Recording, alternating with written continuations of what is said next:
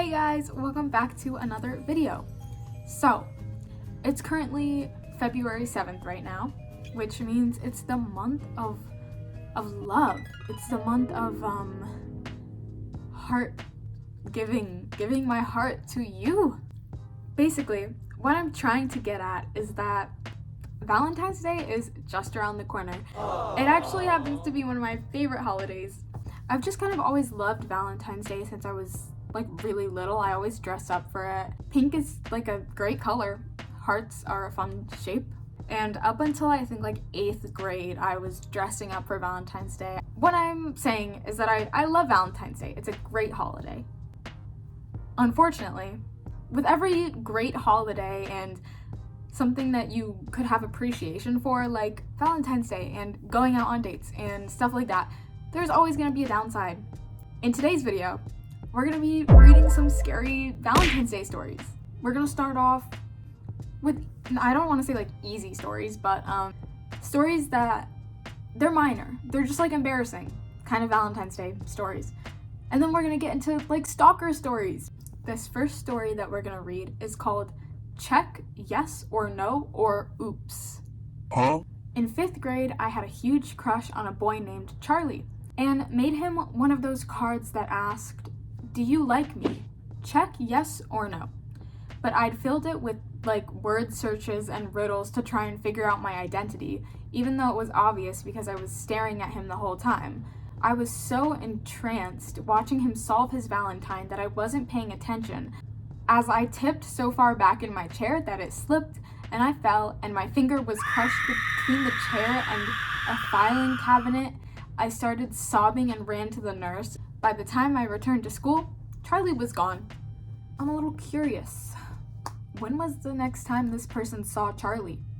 And what did we say to Charlie next time we saw him? I don't know. I'm a little curious, but whatever. I'm seeing something quite disturbing. We're gonna go with one more story that's gonna be a little less creepy. And then we're gonna get into some more creepy stalker kind of stuff, okay? If you guys don't want to hear any scary stories, you shouldn't have clicked on the video, but warning for the future of this video, if you don't want to hear any of that, I recommend clicking off now. So keep that in mind. When I was in high school, we had singing telegrams every Valentine's Day. Let me interrupt. If someone ever gave me a singing telegram, I would be happy. I would be so happy. That's like public humiliation, and sometimes I kind of enjoy that. Okay. Basically, the most popular senior guys going classroom to classroom singing "Isn't She Lovely" and "My Girl" and giving roses to girls. Only the hottest looking girls got them. Like, you could judge hotness based on roses. Anyway, I think we're losing the plot here. I'd had enough. I was like Jennifer Lopez in Enough. I wanted to get a fucking singing telegram. I decided to buy an anonymous one for myself. I filled out a form and I paid $3. It's only $3? When Valentine's Day came, the singing seniors never came to my AP US history class. So I went up to one of the senior hotties and explained that I wanted my money back because my telegram hadn't been delivered, which I knew it wasn't delivered because I ordered it for myself. He was either too dumb or too polite to laugh at me outright. But yeah, thinking back, that's pretty embarrassing. Why did it not get delivered? Is it because he knew she bought it for herself? Sorry I was mogging. Anyway. Broke up with a person, and a few days later, my roommate gave me a note that was on my windshield. The note said, "I would have cleaned your car if you didn't cut me off." The next day, the person I broke up with was at my door, repeatedly ringing my camera doorbell. The person then went to my apartment complex.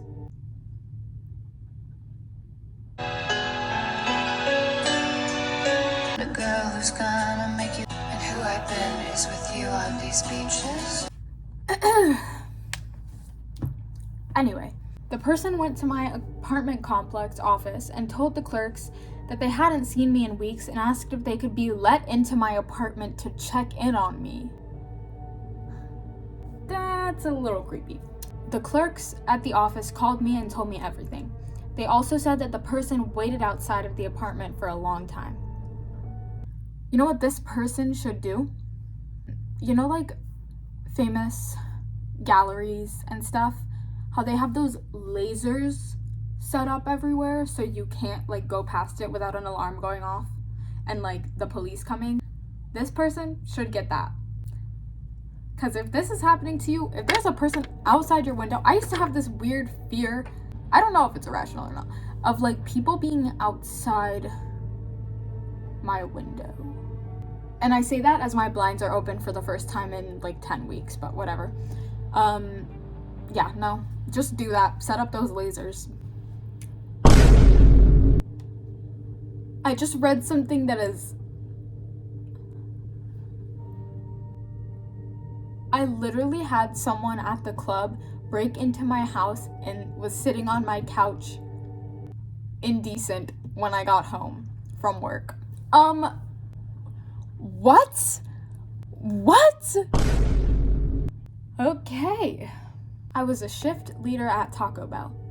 I was always on the floor with my crew, so I was at the front registers or the drive-thru register quite often. I was 24, married with 2 small children, and I only lived a few streets away from my store. I would often walk to work to save gas. A guy a little older than me started coming in a lot. He was always very friendly, almost too friendly. He'd only come in on my shifts. I started to find out, and then it turned out he was there for every single one of my shifts. I told my husband, so I don't think he ever came to our house, but he was a shadow at work. I would hope he didn't come to your house. Then one day, I came in and found him being trained by one of the assistant managers. He tried to get put on my shifts, but I freaked out immediately, went to the office to talk to the store manager. She had no idea about how he'd been in the store all the time. She knew there was a guy, but she didn't know it was him. She promised that she'd keep him away until she could get him transferred to another store. His next day would be at the other store, and it would be his home store. When I came to work the next day, she said he had not taken the news well. He came in a few more times after that, so I got my husband to sit in the dining room to scare him off. I did not see him again after that. In general, following somebody around without permission or without that person wanting you to follow them around is weird, but like a place where this person works, that's just really messed up. So, and then working with them, that's kind of even worse.